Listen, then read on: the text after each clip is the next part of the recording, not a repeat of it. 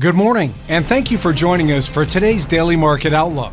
Joining me today is Emily from our trading room to tell us more about the recent developments. Emily?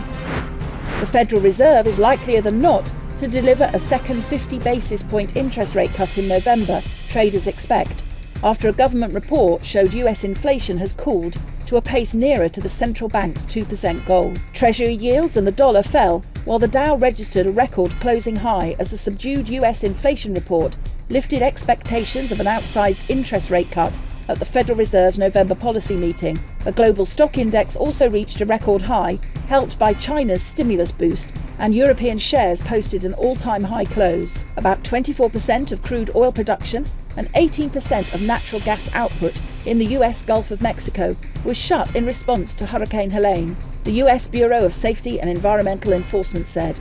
Oil and natural gas production losses fell for the second consecutive day after reaching a peak of 511,000 barrels on Wednesday. The dollar-yen pair traded sideways in the last session. The ROC is giving a positive signal. The Bitcoin-dollar pair traded sideways in the last session.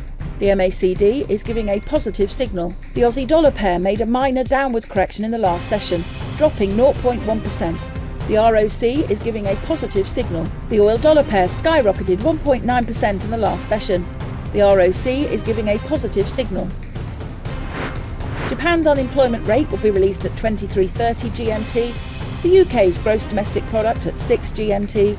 Japan's annualised housing starts at 5 GMT. Germany's retail sales will be released at 6 GMT. The US Dallas Fed Manufacturing Business Index at 14:30 GMT.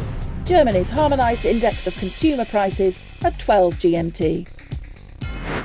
We hope that you've enjoyed today's Market Outlook. On behalf of all of us here, we wish you a productive trading day.